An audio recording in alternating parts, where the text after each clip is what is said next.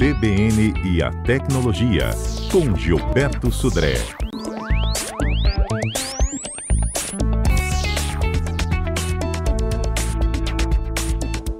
Gilberto Sudré, bom dia. Bom dia, Patrícia. Bom dia, ouvintes da CBN.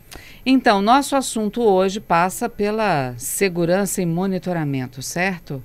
Exatamente. A gente viu aí nessas últimas semanas, né, uma série de reportagens que uma grande instituição financeira, né, demitiu muitos colaboradores, alegando que eles não faziam, né, movimentos com mouse, que não tinham uma baixa produtividade. E aí muitas pessoas ficaram em dúvida seguinte: que ferramentas são essas? Como é que ele pode monitorar? O que ela pode monitorar nesse caso, né? Então vamos explicar um pouquinho de como é que é essa questão dos softwares de monitoramento, né, de jornada e produtividade. São softwares instalados nas estações corporativas. É importante frisar que o acesso, né, ou seja, a possibilidade de instalação desse tipo de ferramenta são estações, ou seja, computadores da empresa, corporativos, não são computadores pessoais, né, para isso, nem celulares pessoais, são celulares corporativos e computadores corporativos. E aí temos vários exemplos de aplicações, aqui. Temos X1, Time Doctor, TerraMind, e temos até um representante capixaba nessa lista. É um aplicativo chamado Time is Money. Também faz a mesma questão de monitoramento da jornada e produtividade de colaboradores. E que dados podem ser coletados, né? Primeiro, mouse e teclado. O uso de mouse e teclado, né, ou seja, os tempos de atividade, contagens de ações e períodos de inatividade que o colaborador não está usando aquele dispositivo para isso. Em algumas situações específicas, essas ferramentas podem capturar tela e gravação do que está acontecendo na tela, para isso, né? Pode ter monitoramento de métricas de presença, como login, logout, ou seja, que horas que ele acessou o sistema corporativo e não, quanto tempo ele ficou online, quanto tempo ele ficou em reuniões, né, para isso. Monitoramento de e-mails e mensagens corporativas. Então, de novo, mensagens corporativas e e-mails de e-mails, né, e também mensagens corporativas em comunicadores instantâneos. A parte pessoal, ou seja, a conta do Gmail, a conta pessoal do colaborador não pode ser monitorada para isso, né? Uhum. Aplicativos de sites, histórico de navegação, né? Quais foram os sites acessados nesse caso, né? Pode ter a localização, né? Algumas dessas ferramentas elas monitoram, inclusive, as coordenadas de GPS ou a localização por IP, para revelar se o colaborador estava em deslocamento ou em atividades fora do horário, nesse caso, né? Isso é uma pegadinha, né? Exatamente. E em casos muito, muito específicos, que é uma questão bastante sensível, né, é a parte de monitoramento da webcam. Ou seja, ele ligar a webcam do dispositivo para filmar quem está à frente da câmera, né, ou ligar o áudio. Mas isso é um monitoramento raramente aceitável, né? Porque aí, se a pessoa está de home office, ela pode estar, sei lá, num momento mais tranquilo, relaxado, descontraído. Exatamente. Então, ou seja, realmente esse tipo de monitoramento de webcam e de áudio realmente é raramente aceitável e muito sensível nesse caso. Então, por isso que é mais complicado, né, nessa situação. Então, esses são os dados, né? Veja que é muita coisa, né? Você pode praticamente todo tipo de atividade nessa questão, né? E aí foi uma repercussão pública muito grande, né, por causa disso, né? E aí, Gilberto, a gente também aproveitou para perguntar para os nossos ouvintes aqui se eles acham que o monitoramento digital dos colaboradores pelas empresas se é necessário, aceitável com limites, exagerado e injustificável, não é isso, Adalberto? É isso aí, bom dia, Gilberto. Aqui no nosso Instagram, no @CBN Vitória, nós damos essas 4 opções que a Patrícia já destacou. E a galera aqui do Instagram, Gilberto, não tá querendo muito saber dessa história das empresas monitorarem seus colaboradores não, tá? Eles apontam aqui 70%, que é uma alternativa exagerada. Outros 30% dizem que é aceitável, mas com limites. Então, pelo menos aqui no Instagram, a galera não tá gostando muito dessa ideia de rolar monitoramento não, Patrícia e Gilberto. E aí, Gilberto, segue a tendência? Eu assim, acho que assim, em algumas situações muito, muito, muito específicas, pode ser que sim, mas assim, em maneira geral, você tem outras formas muito mais efetivas de monitorar a produtividade do colaborador. Por exemplo, relatórios que ele entregou, problemas que ele resolveu, programas que ele desenvolveu. Ou seja, você tem um trabalho, né, deu uma tarefa para o colaborador e ele desenvolveu aquela tarefa de forma adequada, né, dentro de um prazo que era o esperado, não precisa monitorar quantos cliques ele fez no mouse ou se ele estava navegando na internet. Ou seja, ele entregou aquela tarefa que ele foi designado a fazer no tempo que foi solicitado a ele e a tarefa foi executada de forma adequada, com todos os objetivos cumpridos. Não precisa de monitorar tela de colaborador, nem de cliques que ele fez no mouse, né, para isso, ou pelo menos, até se ele estava, por exemplo, ele pode estar em home office, ele pode preferir trabalhar, vai para a cafeteria e trabalhar na cafeteria, por exemplo, né? Tá fora de casa. Então, ou seja, o GPS vai indicar que ele está em outro local, mas ele está trabalhando. Ele está lá com o computador lá, usando a rede sem fio, a rede 4G ou 5G lá, para navegar e fazer a situação. Então, assim, em casos muito, muito específicos, talvez isso seja aceitável, né? Dentro de certos limites, como até os nossos ouvintes colocaram. Mas, de maneira geral, de forma indiscriminada, eu acho um exagero.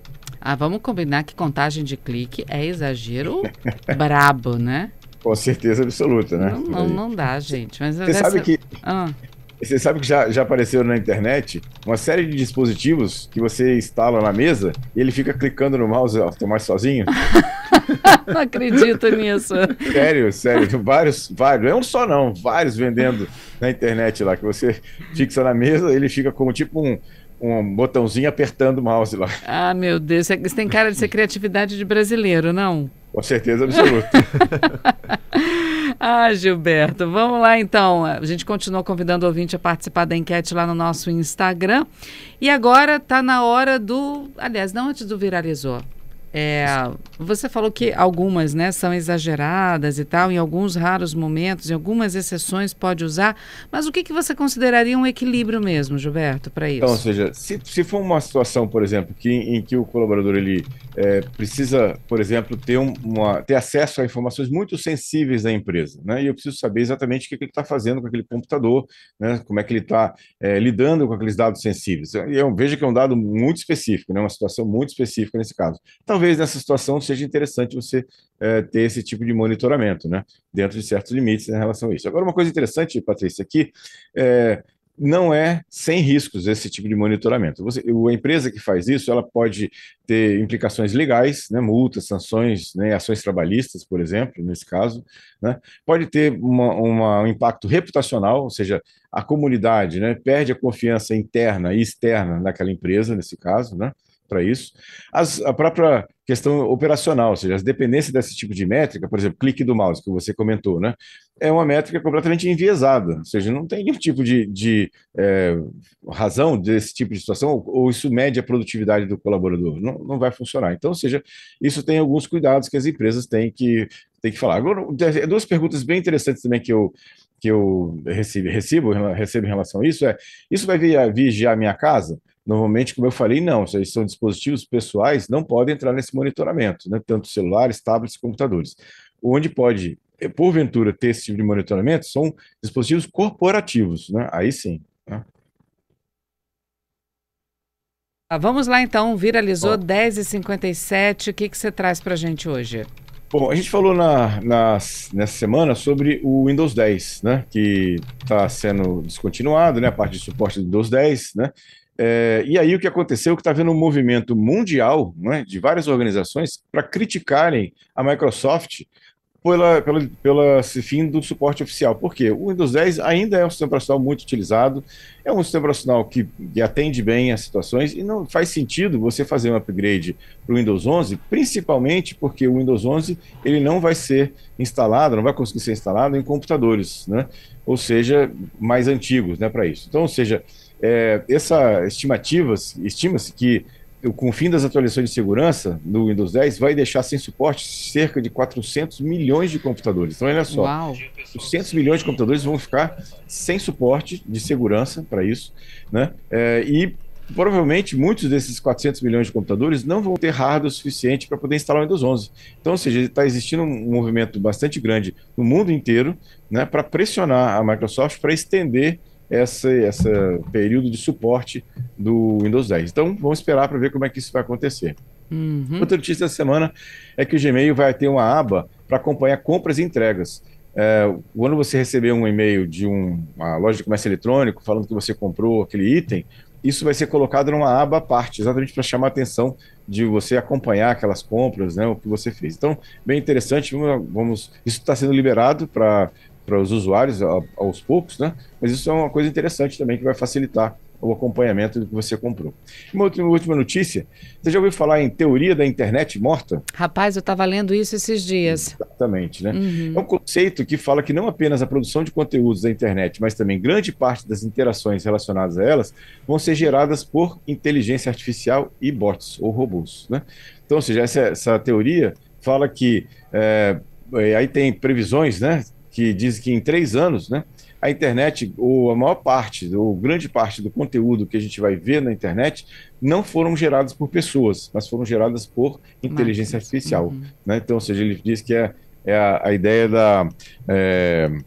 a parte a internet não estaria mais sendo pessoas, né? Sim, ia ser computadores, basicamente, que estariam fazendo a interação na internet. É uma teoria interessante, né? Que a gente tem que ficar atento a isso também. Pois é, aí eu fiquei numa dúvida quando vi isso, porque eu fiquei pensando, gente, é uma máquina, uma inteligência artificial, mas ela não tem o que o ser humano tem em termos de raciocínio, sentimento, emoção e por aí vai. Será que corre um risco um dia do ser humano começar a diminuir a saída da internet, essas inteligências artificiais? Será que... Então, isso com certeza vai diminuir, né, assim, talvez o interesse das pessoas na internet, porque é até uma forma de desumanizar a internet. Como você falou, a IA não tem sentimento, não tem nada disso. Então, ou seja, talvez seja até como efeito colateral, a desumanização da internet, nesse caso. Então, é bem sério, essa situação é realmente bem séria. Estamos de volta, Gilberto Sudré conosco, estamos no nosso Viralizou, falamos agora da